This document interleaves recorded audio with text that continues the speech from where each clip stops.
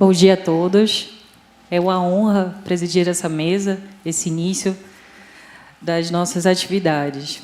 Para analisar o primeiro tema deste evento, o futuro do direito e o direito do futuro, quero chamar para compor a mesa solene de abertura deste congresso a doutora Daniela Magalhães, diretora societária-geral da OAB São Paulo, advogada comercialista especializada em Direito Societário e Contratual, Master of Law em Direito Societário pelo IBMEC, especialização em Direito Processual Civil pela PUC São Paulo e bacharel em Direito pela Faculdade Padre Anchieta.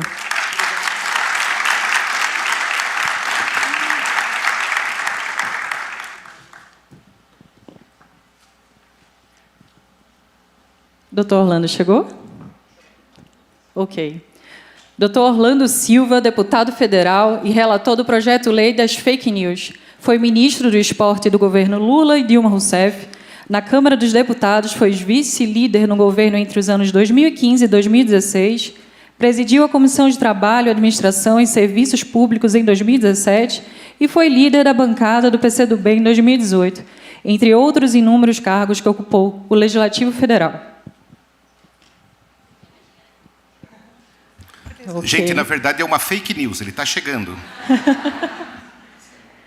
Dr. Leonardo Sica, vice-presidente da OAB São Paulo, advogado criminal em São Paulo, formado em Direito, mestrado em Direito e doutorado em Ciências Jurídicas, em Direito Criminal pela Universidade de São Paulo, trabalha exclusivamente em Direito Criminal desde 1995 e atende atualmente tanto clientes corporativos quanto individuais, lidando com diversas demandas que surgem nessa área em expansão.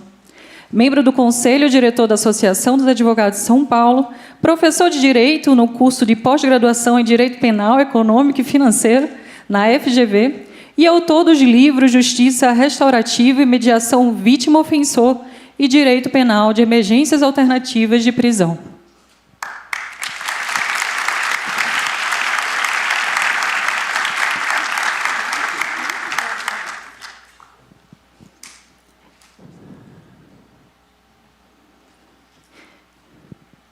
E agora, o Dr. Solano de Camargo, advogado, presidente da Comissão de Privacidade, Proteção de Dados e Inteligência Artificial da OAB São Paulo, professor de Direito na Universidade de São Paulo, pós-doutor pela Universidade de Coimbra, mestre e doutor pela Universidade de São Paulo, autor dos livros Fórum Shopping, A Escolha de Melhor Jurisdição, Conflito de Jurisdições em Escala Global, O Caso do Lago Agro, Guerra dos Vagões, entre outras obras, uma delas que vai ter abertura aqui hoje, mas é segredo.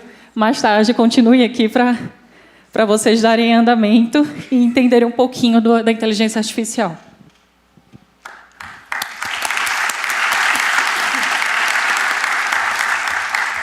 Aqui, Agatha, nós vamos só inverter, porque o Léo ele tem uma reunião para começar daqui a pouquinho. Então, Léo, você poderia começar?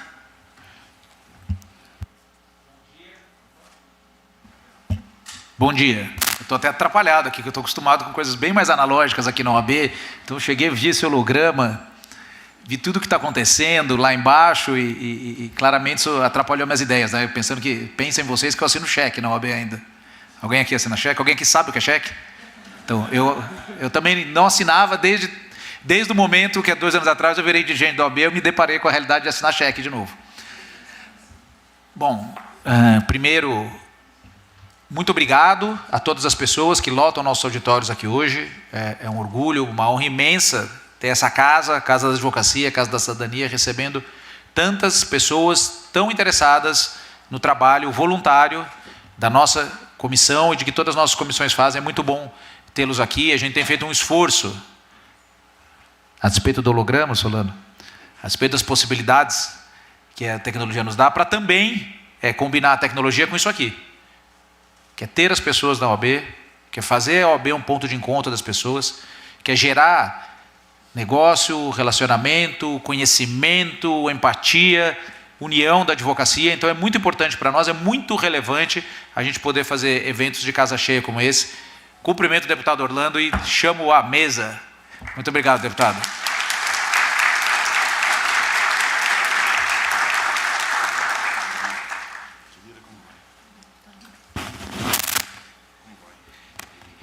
Então eu queria parabenizar a comissão presidida pelo Solano e todos aqueles que estão nessa comissão, em todas as outras comissões, tem aqui a Luciana Freire, da Comissão do Departamento Jurídico, Flávio Páscoa, da Comissão dos Sociedades e Advogados, todos esses que fazem parte desse imenso voluntariado, né, que é a OAB, são 18 mil advogados e advogadas integrantes de comissões aqui, 18 mil advogados que integram e trabalham voluntariamente nas nossas comissões aqui, só na seccional, 13% da advocacia do Estado presta algum trabalho voluntário em alguma das comissões da OAB pelo Estado inteiro. Isso é muito forte, isso é muito impactante.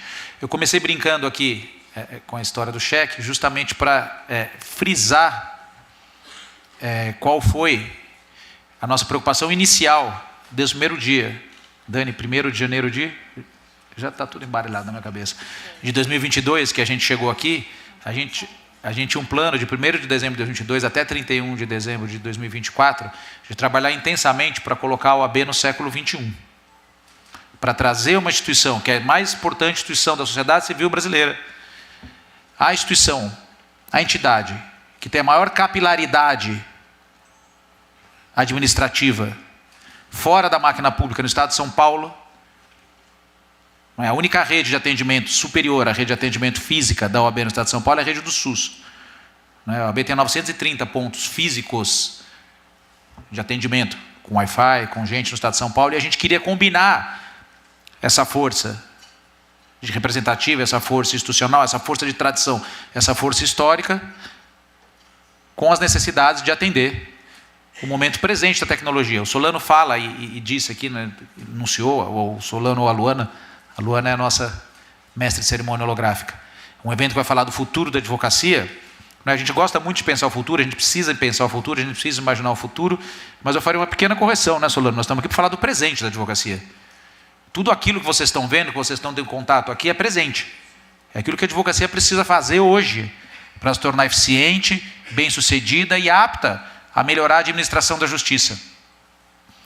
O Walter Isaacson, que é um dos maiores biógrafos da atualidade, americano, que escreve biografias e escreve sobre história também, ele tem um livro chamado Os Inovadores. Nesse livro ele conta a história de várias iniciativas de inovação, ele conta a história da Microsoft, ele conta a história da Apple, ele conta tantas outras histórias. E lá no final, é típico dele, ele faz reflexões importantes, e ele coloca lá uma coisa que a gente tem colocado muito aqui para os advogados e advogadas, especialmente para a advocacia vencer a resistência cultural.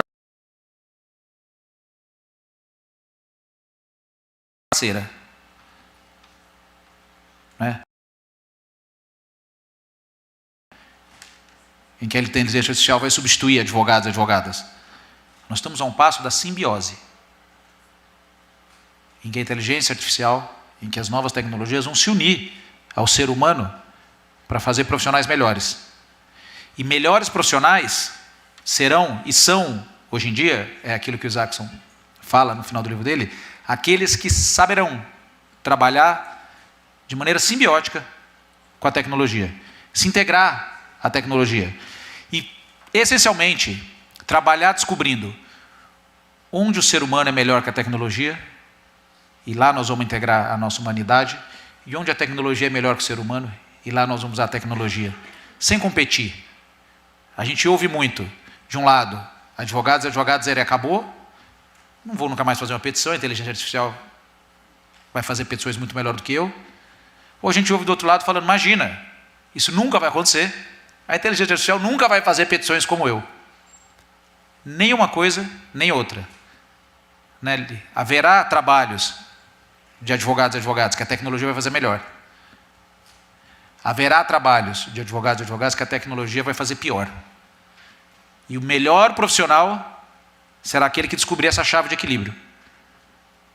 Para usar, sem preconceito, sem medo, a tecnologia, onde não adianta competir com ela, e desenvolver as habilidades, as capacidades humanas, essenciais ao exercício da advocacia, e que a tecnologia nunca vai suprir. E nós estamos aqui para isso. Criamos um marketplace de Lotec, abrimos um sandbox regulatório que está em curso para regular novas práticas e práticas de inovação, e estamos trabalhando de maneira aberta, de maneira cooperativa, que é como funcionam as grandes instituições do momento, as grandes instituições que miram a tecnologia. Então, para isso, para esse desafio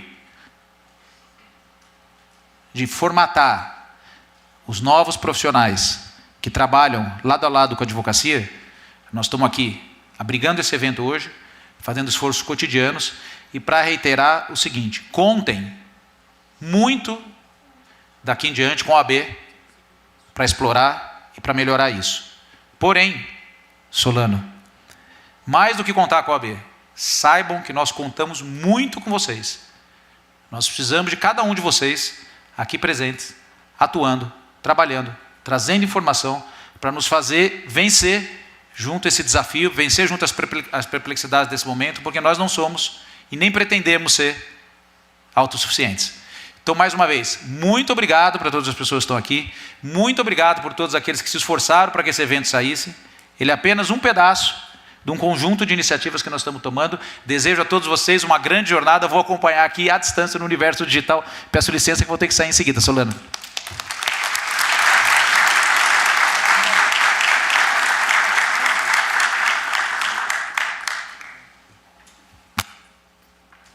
Obrigada, doutor Leonardo.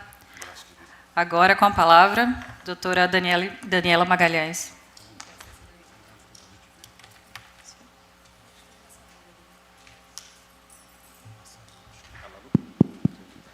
Bom dia. Bom dia, gente. Eu vou levantar aqui, pedindo licença para o Solano, porque tem... Posso, presidente? Porque tem um passador aqui, e eu acho que para... Achei. Eu tenho que mirar ele aqui, é isso, produção? Então, eu vou ficar aqui em pé. Peço licença a todos que estão na mesa para desfazer aqui.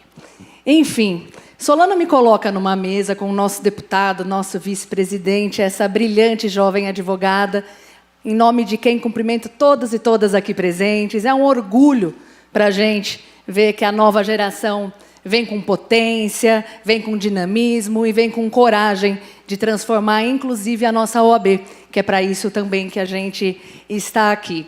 E aí, o Solano me coloca numa mesa que fala o futuro do direito e o direito do futuro. Bom, Solano, eu não sei para você, mas para mim ainda não há resposta, viu, deputado? Essa transformação, do meu ponto de vista, está em curso e nós somos os grandes responsáveis para que ela aconteça. E aí eu faço sempre Aqui já me apresentaram, eu sou a secretária-geral da OAB São Paulo, eu sou encarregada desta máquina louca. Aqui, consegui mudar. Gente, até o final eu me acertei com isso daqui, tá bom? Que nós estamos falando sobre tecnologia, mas tem um problema, a maquininha na frente da tecnologia, né, Solano? Bom, mas é isso. Eu tenho dito, e acho que todos concordam pelas palavras do nosso VP Léo Sica, que a tecnologia não vai acabar com a advocacia, e independente do que se pense, a tecnologia existe, está aí para que a gente possa ser mais humano. Eu acredito que aqui, quem veio num evento de inteligência artificial para a advocacia não tem essa dúvida. Mas o fato é que há uma grande massa da advocacia que ainda, como o próprio Léo disse, resiste. E aí está o grande desafio de compreender se essa advocacia vai operar como e quando. Porque a estagiária que eu fui, ela não existe mais, né? Por quê? Porque o mundo, a tecnologia transformou o mundo. E olha isso daí. Tá bom que já fazem 10 anos, né, Solano, dessa foto? Mas olha aqui, ó, posse do Papa Bento XVI, em 2005. E a foto do Papa Francisco, em 2013. Gente, olha aquela primeira foto. Eu não sei como... Não vou, a menor chance de eu conseguir... Pera, não era para isso daí. Não era, não vai dar certo esse negócio, mas eu estou passando. Bom, era lá, Solano. Apresentação errada, gente.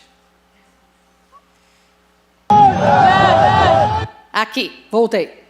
Naquela primeira tela, a gente só tem, acho que era um StarTAC, Solano, aquilo lá. No StarTAC, mandava mensagem, mal tirava foto, não dava para ver o olho da pessoa se tirava foto.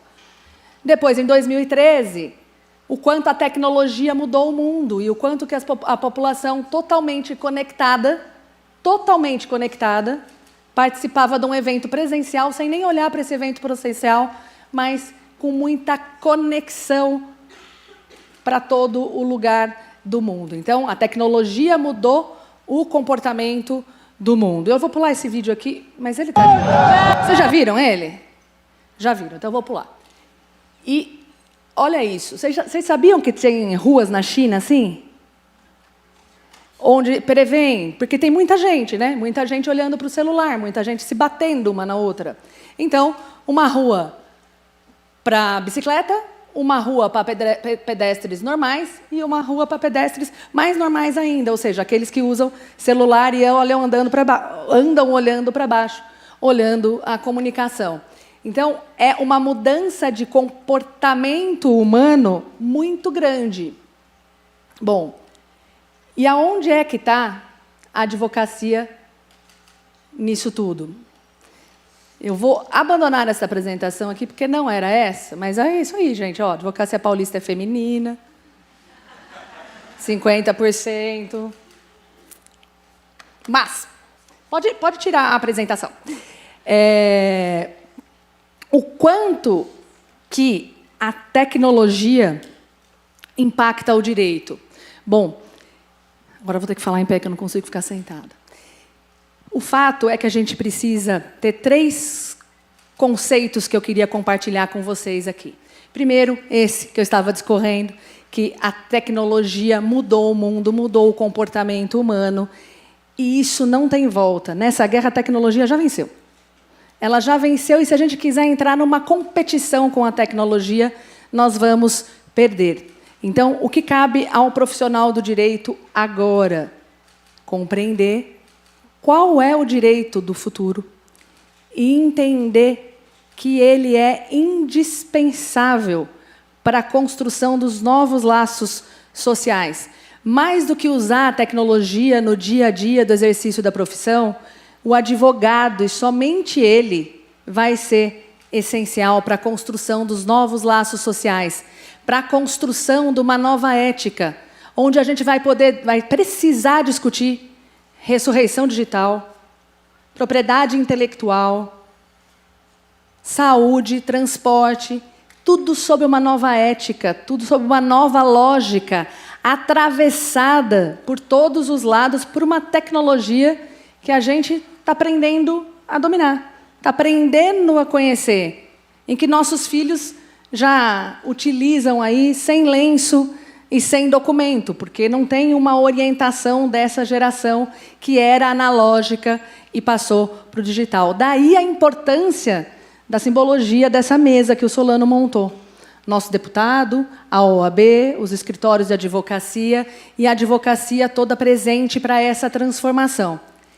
E esse momento de transformação é um momento de muita oportunidade para a advocacia. É um momento de muita oportunidade. Vem um novo direito aí.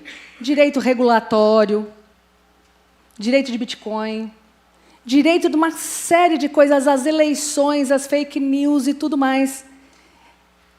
Para que eu digo isso? E vou voltar aqui. A estagiária que eu fui, lia... Olha, eu tenho 23 anos de advocacia. A estagiária que eu fui há 23 anos, você não sabe o que é isso, Ágata. Eu recortava as publicações do Diário Oficial, colava numa fichinha, e sabe qual era o meu desafio? Que a publicação do Diário Oficial era um jornal, tinha frente e verso. Meu desafio era cortar a frente sem cortar o verso, porque podia ter uma publicação. E não era.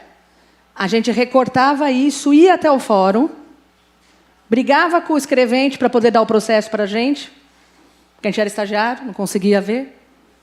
Né? Por isso que tinha que ter inscrição de estagiário na ordem. Hoje os estagiários não se interessam mais por estar inscritos, porque o processo é digital.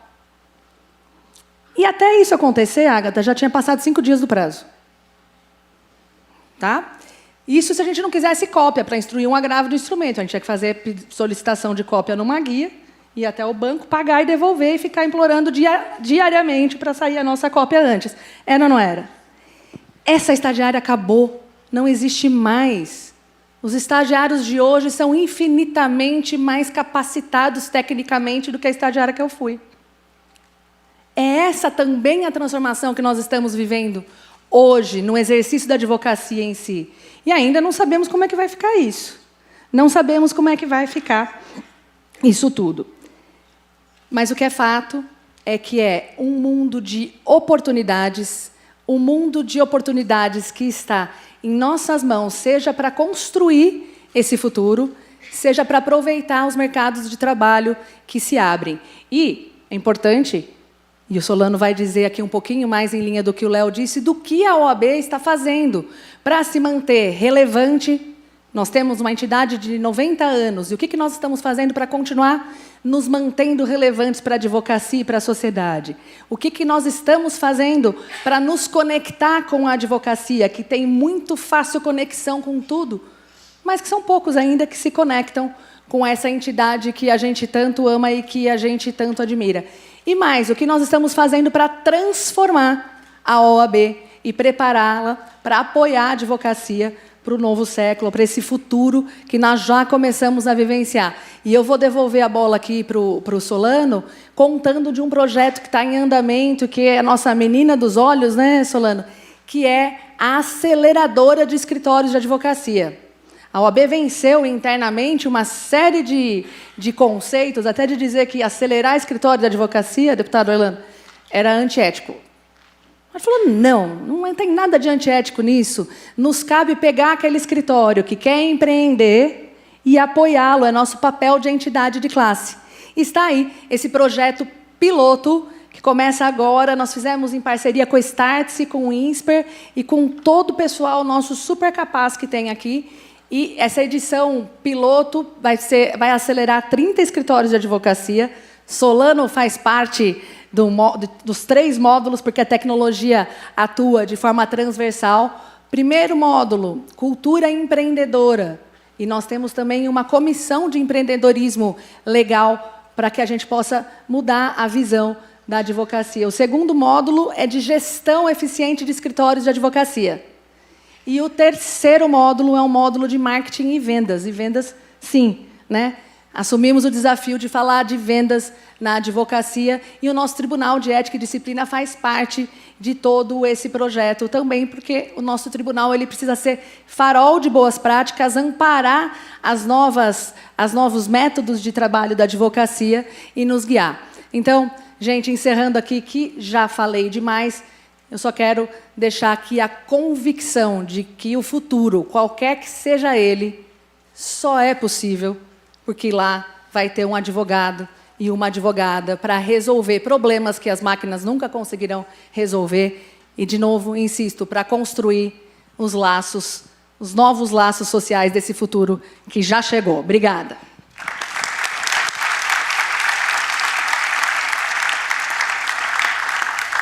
Obrigada, doutora Daniela. Agora a palavra para o Solano.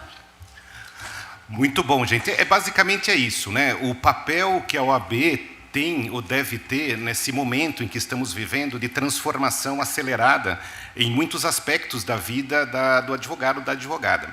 Quando eu não tinha tido experiência ainda com a OAB, foi minha primeira experiência aqui como atuando, né, na linha de frente aqui como presidente da comissão, eu pensei assim, o que nós podemos fazer nesse momento? A gente nem falava ainda que haveria essa revolução da inteligência artificial generativa.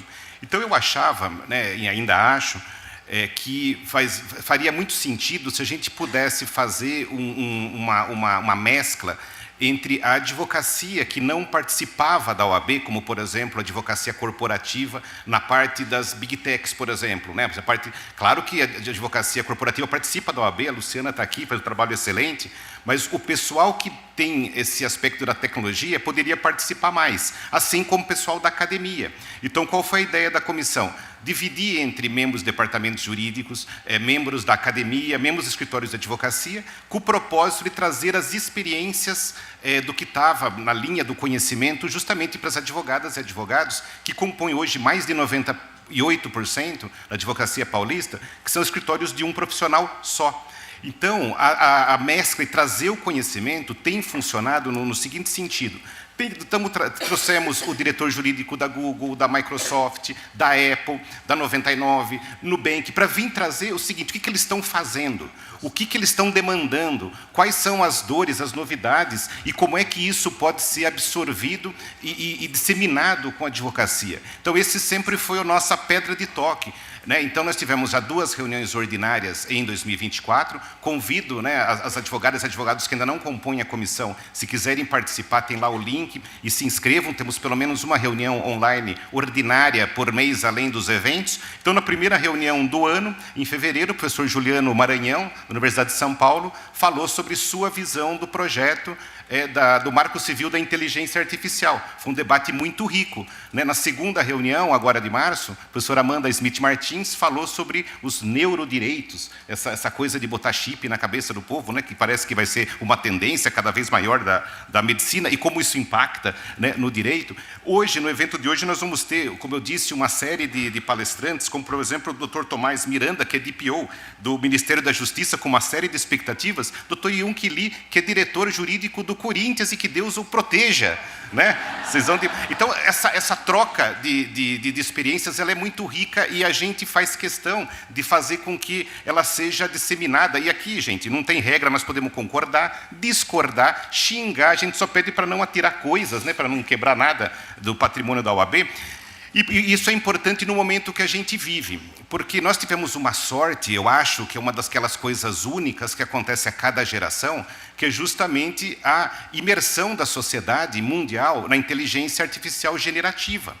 Agora, de 2023, em novembro, aconteceu, e 2024, nós estamos agora aprendendo a usar o que a gente viu de novidade em 2023. Na verdade, foi em novembro de 2022 que surgiu com o GPT, o ChatGPT, já está no GPT-4 Turbo. Então, para quem ainda não tem muita familiaridade, a nossa visão é que isso deve revolucionar a sociedade como um todo, porque isso deve facilitar de sobremaneira tarefas repetitivas, tarefas que nós podemos delegar para a máquina, sem que nós precisemos saber programação, sem que nós precisemos aqueles comandos. Tanto que o presidente da NVIDIA, uma das maiores empresas de tecnologia do mundo, ele deu uma palestra recentemente dizendo assim: não deixem os filhos de vocês aprenderem a programar, porque a tendência é que a programação seja sem código, que é o que a Agatha e as outras advogadas fizeram, que está lá fora, sem saber a codificação. Essa era uma discussão antiga que eu tinha com o professor Alexandre Zavalha, da GV, daqui a pouco ele está por aqui, que ele falava a visão de que os alunos, as alunas de direito, devessem aprender programação. E eu falava, é o contrário, quem vai fazer direito não gosta dessas coisas, não gosta de matemática, de fazer código, essas coisas todas. É diferente, nosso drive de pensamento é diferente. E parece que essa vai ser a tendência, que a gente não precise saber a programação para poder usar as ferramentas ou fazer ferramentas. O que eu preciso? É saber pedir, saber me expressar, saber fazer com que a máquina, o modelo, o algoritmo me entenda. E nesse ponto, em relação a qualquer outra profissão da sociedade, as advogadas e os advogados, nós somos treinados em quê? Em nos expressar, em pedir, em requerer, não é assim, gente? Desde o primeiro ano da faculdade, a gente aprende com comunicação. Por isso que eu acho que nessa revolução científica que nós estamos tendo a honra aqui de passar, nós temos até uma vantagem quando comparados com outras profissões. Então, o ano passado, eu me lembro, tem o nosso colega aqui da OAB, o presidente,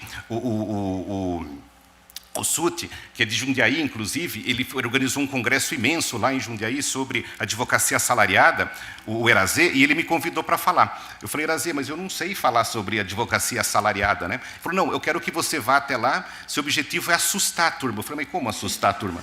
Não, eu quero que você explique, tem que tomar cuidado, senão vai ser todo mundo mandado embora, por conta da inteligência artificial.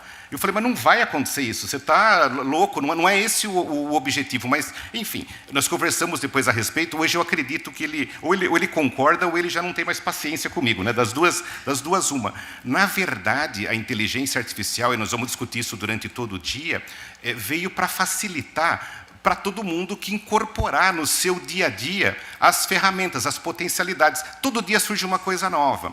E isso, a gente precisa de um despertar, porque a tendência é democratizar o acesso das ferramentas para todo mundo. Eu já vivi uma revolução dessas no final da década de 90, quando surgiu a internet comercial, e a gente viu o seguinte, só para quem for mais antigo aí vai lembrar disso. O Luiz Fernando lembra. No começo da década de 90, Luiz Fernando, você vai lembrar, porque você é um advogado corporativo brilhante, diretor jurídico, vice-presidente com passagens numa série de empresas multinacionais.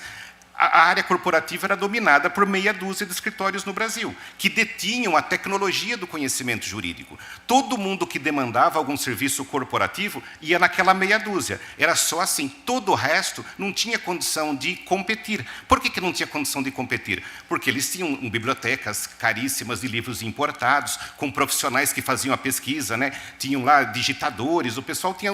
Como é que a gente ia abrir um escritório, no meu caso, em Iperó, para competir com aqueles escritórios? Não dava, nem por conta do conhecimento.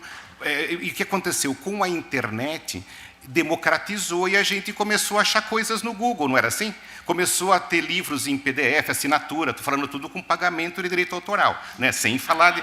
Né? Obviamente. Então, isso fez com que diversos ótimos e excelentes escritórios surgissem até fora do eixo, na época da Paulista. Surgissem em diversas localidades, fora às vezes do estado de São Paulo, fazendo com que advogadas brilhantes, como é o caso da Ágata, pudesse trabalhar de Recife, por exemplo, vendendo o seu trabalho para qualquer lugar do mundo. A internet foi um elemento que democratizou o trabalho das advogadas e dos advogados. Algum tempinho atrás, teve uma notícia até de um escritório do Nordeste que comprou um modelo da IBM, chamado Watson, para colocar lá na advocacia que eles praticam, que é a advocacia de massa, e que, na época, segundo a imprensa especializada, teria custado mais de $400 mil. Quem aqui, hoje, nessa sala, conseguiria fazer um cheque, como diria o Léo Sica, de $400 mil? É um acesso muito difícil. Só que eu também eu participei de um evento com a AGU, doutor Tomás, na semana passada, aqui na Procuradoria-Geral do Estado, estava lá a doutora Cibele comentando dos investimentos da AGU, que no ano passado foram mais de R$50 milhões em tecnologia, só de inteligência artificial, Dani, 10 milhões. 10 milhões. Que é assim, fora da nossa realidade, inclusive aqui do Estado de São Paulo, os procuradores comentaram. Porém, isso que eu acho importante, gente, para nós todos aqui, importa se eu sou um advogado isolado, trabalho sozinho em Iperó, ou estou numa banca maior aqui em São Paulo, as ferramentas são as mesmas, muitas delas de graça, para não dizer a maioria, que a gente pode incorporar com um pouquinho de boa vontade, fazendo com que todo mundo esteja em pé de igualdade com escritórios grandes ou com grandes entidades, como, por exemplo, a AGU. Isso democratiza. Isso democratiza. E aí, qual é o papel que nós enxergamos aqui dentro da OAB? Como eu posso falar para vocês, como se fosse assim, mostrar, entendeu? Então, vocês vêm até aqui, vocês veem que dá para ter uma mestre de cerimônias, um holograma, dá para ver, apertando o botão, o trabalho no code de desenvolvimento de ferramentas, que muitas vezes convertem planilhas complicadíssimas de Excel em ferramentas que dá para acessar do celular. Que é o que vocês vão ver na outra sala, e eu não sei explicar os detalhes, a Ágata que sabe. Mas eu sei ver, e eu vi que funcionam todos muito bem. Além de outras situações que eu acho que durante o dia nós vamos poder conversar. São, né? 16 aplicativos. São 16. 16. Tá vendo, gente? Está até brotando coisa sozinha. E no final do dia nós vamos falar um pouquinho sobre a engenharia de prompt, que é um nome que eu não inventei, parece que fui eu que inventei, mas não fui eu que inventei, embora eu acho super legal esse nome, né? Porque é legal ser engenheiro sem ter que estudar engenharia, né? Mas enfim, que é justamente essa técnica de nós pedirmos coisas, pedirmos trabalhos, respostas para a inteligência artificial com linguagem natural, com a maneira em que eu estou conversando com vocês, sem saber as malditas programações que o pessoal, né, achava que ia ser o nosso futuro. Então, eu, agradecendo a presença de todas e todos, conclamo, muito importante também a presença aqui do deputado Orlando Silva, que é um amigo de longa data, que participa de eventos aqui da OAB e eventos lá do Largo São Francisco. Participamos durante a pandemia, que foi um evento, teve mais de 6 mil pessoas online assistindo, né, deputado, sobre a Lei Geral de Proteção de Dados, que é o mote inicial aqui da nossa comissão. O senador Aloysio participou junto com o deputado deputado, foi muito bom, e eu sou testemunha do quanto o deputado Orlando Silva ouve as necessidades da advocacia e tem um diálogo muito frutífero, e ele tem umas missões extremamente importantes no que se refere à tecnologia de toda a sociedade brasileira. Então, mais uma vez, eu agradeço aqui em nome da OAB, em nome da nossa comissão, o deputado Orlando Silva, que é um amigo aqui da casa, que tem sido tem tido um ouvido, como posso dizer assim, até com bastante paciência das nossas requisições, que vocês sabem, né? Um grande debate agora do projeto das fake news. Tudo isso significa, gente, no final da linha, além das nossas melhores ferramentas, trabalho para os advogados, para as advogadas. Temos uma série de iniciativas que devem catapultar ainda mais o direito digital, que além das próprias normas que vão atualizar a Lei Geral de Proteção de Dados, normas que vão entrar em vigor, como o Marco Civil da Inteligência Artificial e também a Lei das Fake News. Então, nós estamos aqui com uma verdadeira fonte do direito digital, que é o nosso amigo Orlando Silva. De novo, agradecendo a presença de todas e todos, né? Sintam-se cumprimentados um a um, e quem puder colaborar aqui com o Leitinho da Família, tem o livro lá no fundo que está sendo lançado. Quem quiser, depois tirar uma foto, né, Dani? Pode também? Pode, claro, tem lugar aqui na frente. Ah, gente, e vocês que estão chegando agora, ó, tem 2 fileiras, vocês podem se aproximar, tem alguns lugares aqui em cima, ainda não precisa ficar no fundo, não, podem vir aqui, ok? Muito obrigado, devolvo a palavra para a nossa presidente, a Ágata.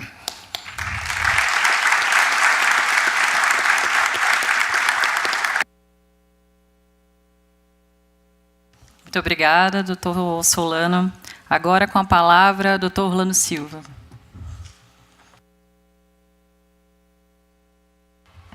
Oi, bom dia. Eu quero cumprimentar a doutora Ágata, que coordena os trabalhos aqui, agradecer as palavras exageradas e gentis do amigo Solano, doutor Solano, e cumprimentar a nossa secretária-geral da OAB, doutora Daniela Magalhães, e ao saudá-la, saudar todos os membros da diretoria da OAB do Estado de São Paulo. Dizer da alegria de poder participar desse evento, num momento que é tão importante, do debate que nós fazemos sobre o direito digital, e eu quero tomar emprestado da doutora Daniela uma palavra da abordagem que ela fez, que é a palavra construção. Rigorosamente, os marcos regulatórios do direito digital, na minha percepção, eles vivem uma fase de construção. Eu perguntei para a doutora Ágata se a qualificação da Comissão de Direito Digital da OAB de São Paulo já era um genérico nacional. Ela disse que não, porque aqui é a Comissão de Privacidade, Proteção de Dados Pessoais e Inteligência Artificial. É curioso porque, nacionalmente, é direito digital, né? O Conselho Federal tem a Comissão de Direito Digital. Mas essa abertura que a seção paulista da OAB teve para conectar os temas é relevante para a minha abordagem nessa manhã, porque, como disse, está em construção uma agenda regulatória que repercute no exercício de direitos e na prática da advocacia.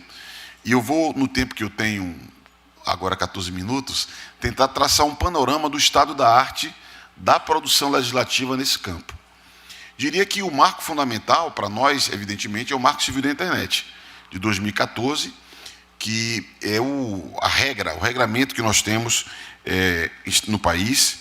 Chamaria a atenção da LGPD, chamaria a atenção da emenda constitucional número 115, do projeto de lei 2630 e dos debates em torno da inteligência artificial propriamente dita. Antes disso, nós estamos situados num debate global, como todos sabem, né? E nós temos 2 polos muito importantes. O polo americano, os Estados Unidos, o que eu chamo de caminho americano, que é um determinado rumo, também regulatório, mas que tem nos Estados Unidos como dinâmica principal ser o polo da inovação. E o polo europeu, né, ou o caminho europeu, que tem como extrato principal a regulação.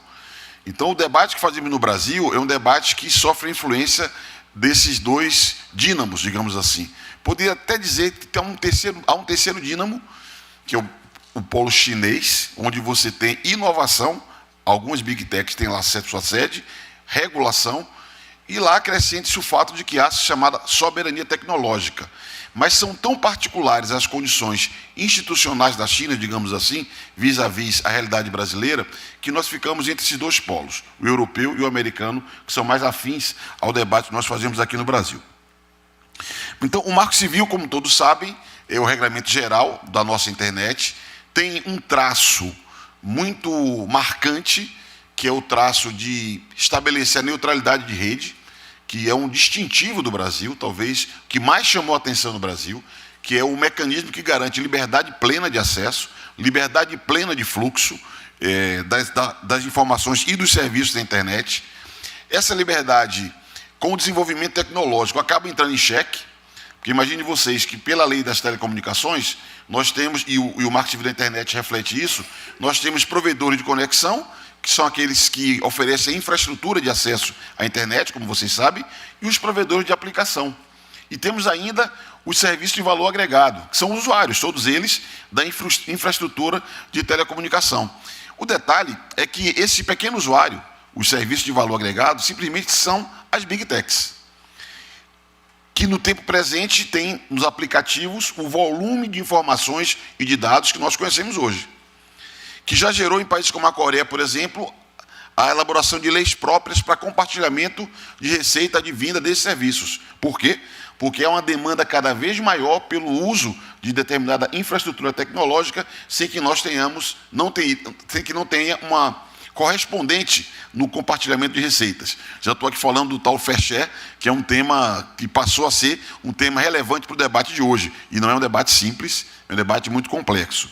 Mas põe na prática em xeque o núcleo do Marco Civil da Internet, que é a neutralidade de rede, que é uma questão muito importante.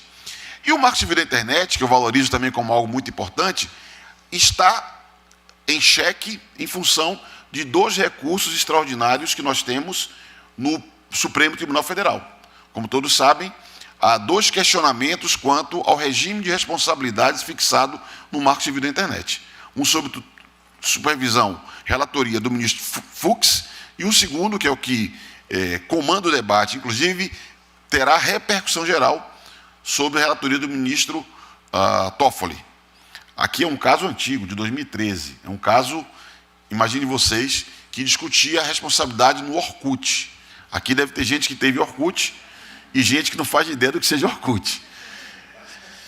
E aqui há uma tensão e uma relação com um dos projetos de lei que eu vou me referir, que se discute a constitucionalidade ou não do artigo 19 do Marco Civil, mas se abre, na verdade, a possibilidade de uma interpretação conforme de princípios constitucionais. Essa conversa que todos aqui já fomos e voltamos, dialogando sobre o ativismo do Poder Judiciário, não é? Mas é um debate que ganha relevância na medida em que há uma flagrante omissão por parte do Poder Legislativo, abrindo um espaço para uma avaliação do Supremo Tribunal Federal no sentido de proteger direitos fundamentais que sejam ameaçados. Então, eu diria que o Marco Civil, que foi uma referência internacional para organizar e organizou a operação da internet no Brasil, tem, seja na neutralidade de rede, seja no regime de responsabilidades, dois questionamentos relevantes, o que reforça a ideia de ser uma obra em construção, como falou a doutora Daniela, acerca das regras no campo do direito digital. Porque o desfecho desses dois temas altera completamente o sentido originalmente estabelecido pelo Marco Civil. A Lei Geral de Proteção de Dados Pessoais, que nós poderíamos discutir junto com a emenda constitucional 115, e eu tenho a honra de ter sido relator dos dois temas, tanto da LGPD, quanto da emenda 115, quanto da medida provisória que criou a Autoridade Nacional de Proteção de Dados Pessoais, ela se conecta fortemente aos direitos da pessoa humana. Salvo engano, o inciso 79 do nosso artigo 5º incluiu a proteção de dados pessoais e a privacidade, inclusive no ambiente online, ou seja, também offline, como direito fundamental. Isso é algo que abre todo um capítulo acerca das discussões em torno da privacidade. Vale dizer que a emenda 115 também incidiu sobre os artigos 21 e 22 da Constituição Federal, falando de competência normativa, o que era um debate muito importante, porque imagine os senhores e as senhoras se nós seguíssemos um caminho em que cada ente federado pudesse legislar sobre a matéria que rigorosamente seria bem-vinda uma regulação global. Se possível fosse, seria desejável uma regulação global. Não é simples pelos estados nacionais, mas imagine unidades da federação e havia já leis aprovadas. Eu me recordo do Mato Grosso do Sul, eu me recordo de Campinas, de lugares em que o debate sobre normas locais aparecia. Então, a emenda vale e é importante não apenas pelo reconhecimento do direito fundamental, mas para organizar com competência exclusiva da União, competência normativa exclusiva da União, o debate nacional e regulatório, e estabelece a obrigatoriedade na estrutura da organização do Estado brasileiro, no artigo 22 da Constituição, a atribuição de fiscalizar o cumprimento de normas que assegurem esse direito. Então, eu diria que foi importante a emenda, apesar de ter vindo depois da LGPD, a LGPD, que é uma lei, como os senhores e as senhoras sabem, fortemente marcada pelo GDPR, né, pelo Regulamento Geral de Proteção de Dados Pessoais da União Europeia, e que é uma lei conceitual, na minha percepção, é correto que assim seja, que estabeleceu todos os conceitos no detalhe, avançando nas possibilidades de consentimento, detalhando que tipo de consentimento, avançando sobre quando haveria legítimo interesse, e isso é bem importante para a operação de serviços, a garantia de legítimo interesse, preservando os temas ligados à pesquisa acadêmica. Uma obra em construção é importante que a academia conheça e reflita sobre a prática, inclusive legislativa e aplicação das leis, e a lei foi complementada com a medida provisória que avançou na estrutura regulatória, na forma como o Estado deve fiscalizar a aplicação dessa lei. A lei tem 5 anos, a estrutura regulatória um pouco menos, diria 4, mas também aqui há um processo de estruturação. Tanto que a aplicação da LGPD, na minha percepção, segue sendo um desafio. Na minha percepção, o setor privado avançou mais, inclusive com a colaboração de muitos advogados, escritórios de advocacia, que atuaram fortemente para que muitas empresas passem a funcionar em conformidade com a LGPD, mas ainda há um ritmo lento de implementação da lei. Tanto assim que, salvo engano, no primeiro semestre do ano passado, é que os requisitos para fixação de dosimetria de multas é que foram definidos. Salvo engano, maio, junho, algo assim, menos de um ano atrás.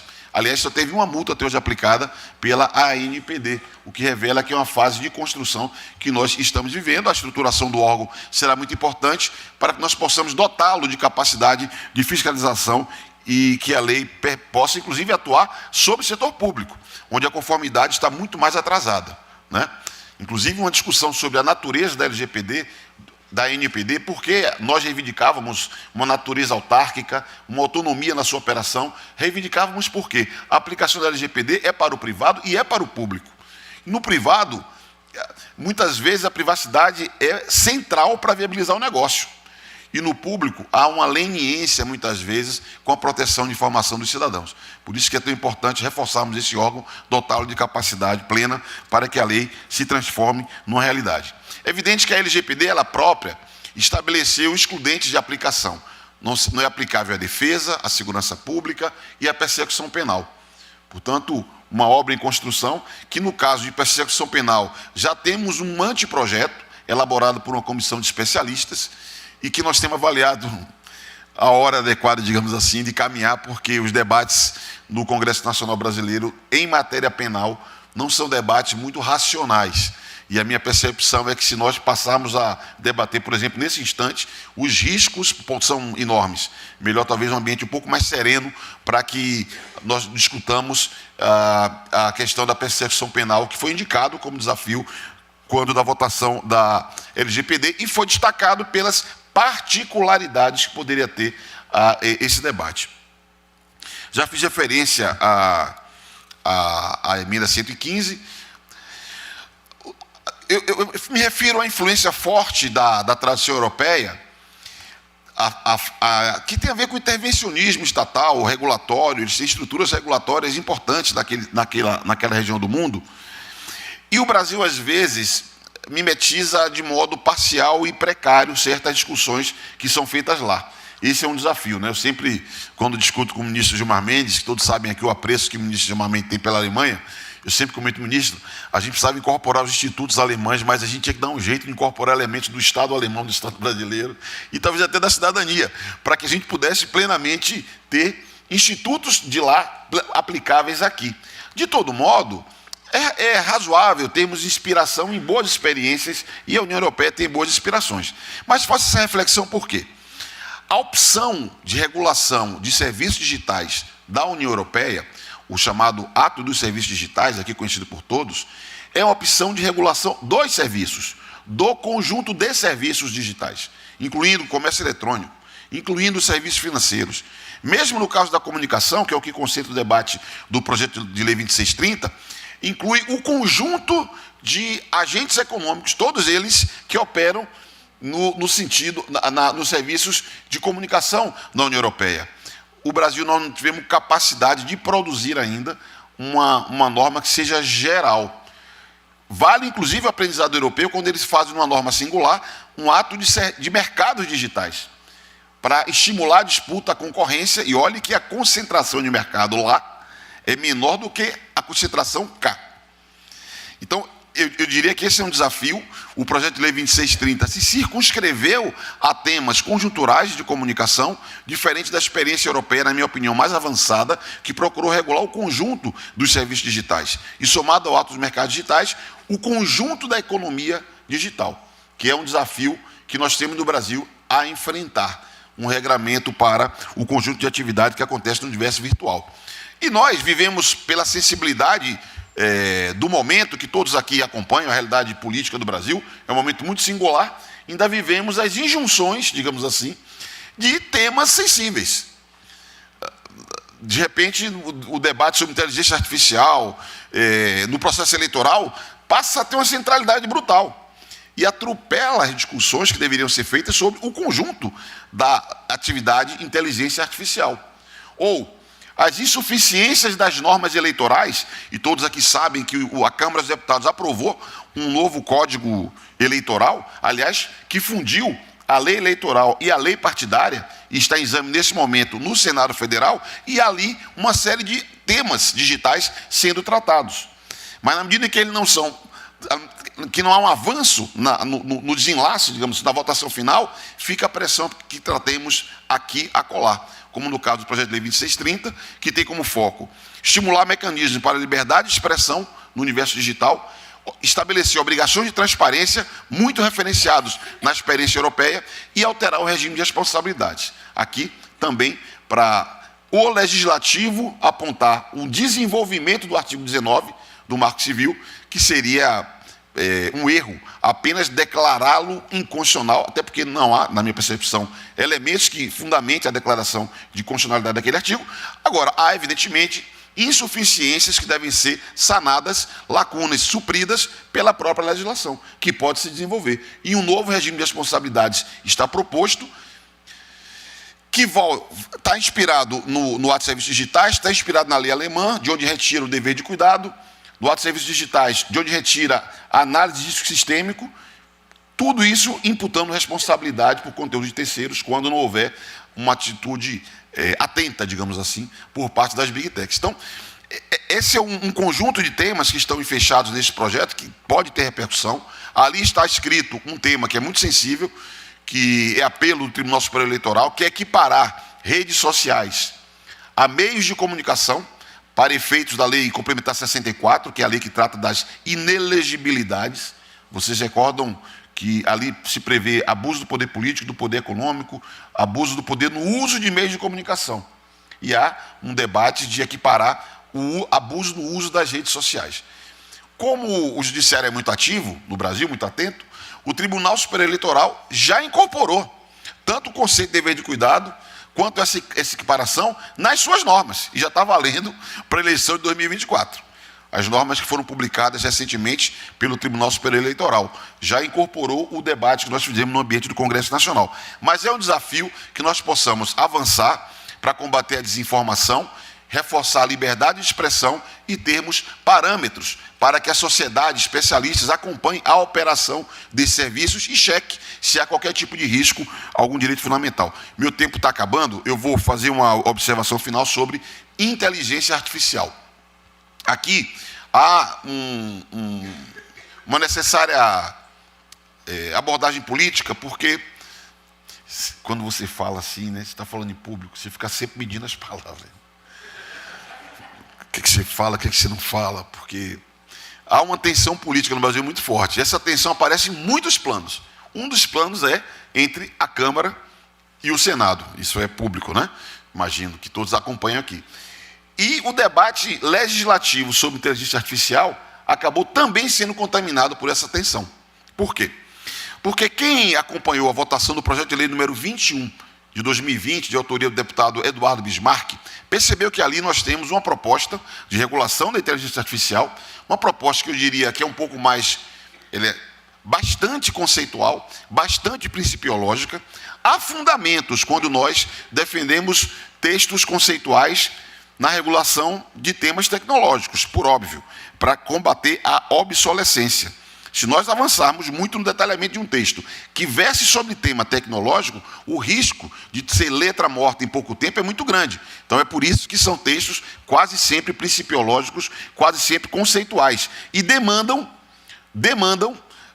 normatização infralegal. Inclusive, eu já participei de um tanto de debate sobre a LGPD, e quando a turma fala, mas vem cá, a LGPD é genérica aqui, ela silencia. Eu sempre alerto, quando a LGPD silencia, ela grita por normas infralegais. E assim, melhor que seja, porque nós não teremos um texto obsoleto muito rápido. Isso influenciou essa visão, o texto votado na Câmara dos Deputados, que é um texto, na minha percepção, um pouco genérico. Os princípios são muito genéricos, de modo tal que nós podemos correr o risco de ser uma regulação que não regula. Há quem defenda a não regulação, sob o argumento de que regular é contraditório com inovar. E eu não acredito nessa perspectiva, por isso defendo que sejam leis conceituais.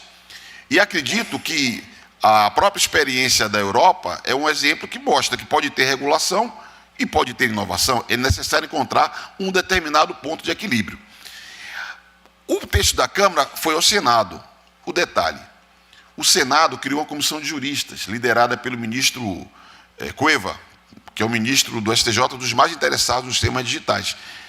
A secretária-geral foi a presidente da Comissão de Direito Digital da OAB, a doutora Laura Schertel Ferreira Mendes, e produziu-se ali um texto, muito inspirado, uma vez mais, na tradição europeia, que todos aqui sabem, que foi votado, finalmente, no Parlamento Europeu, e é um texto cujo núcleo dele se baseia numa matriz de riscos.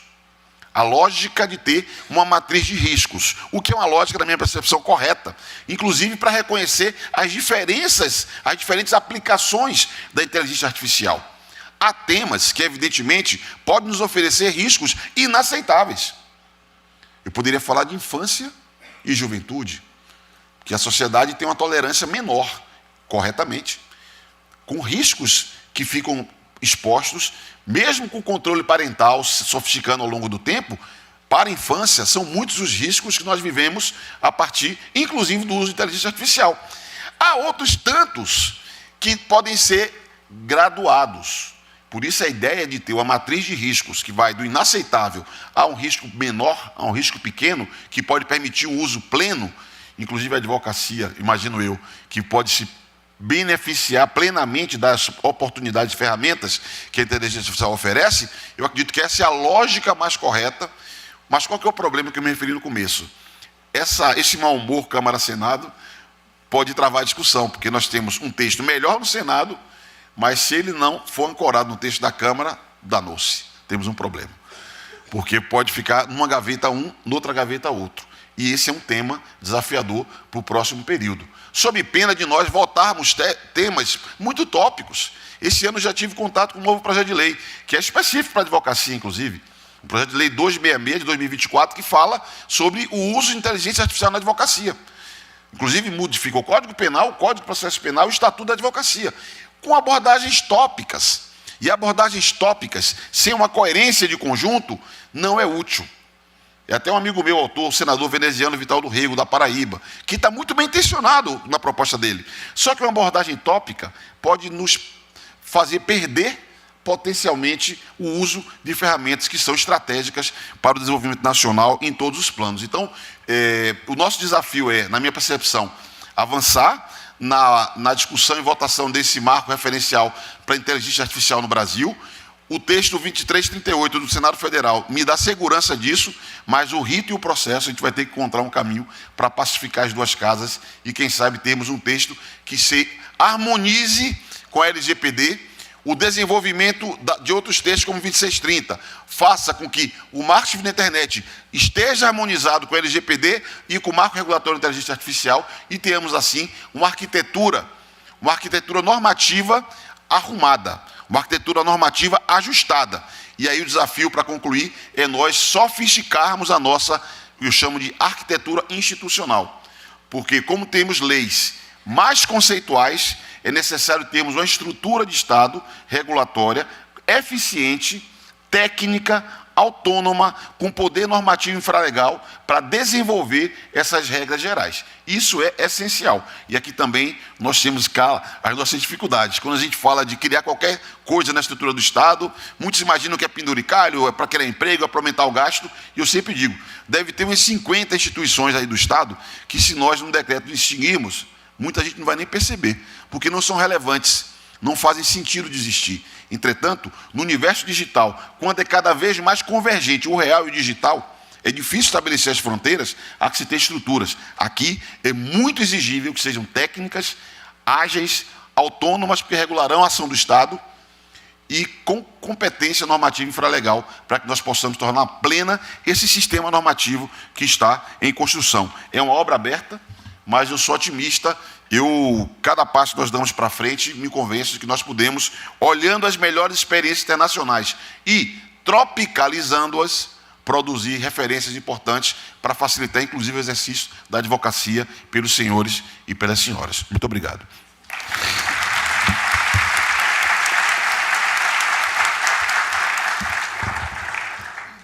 Obrigada, deputado.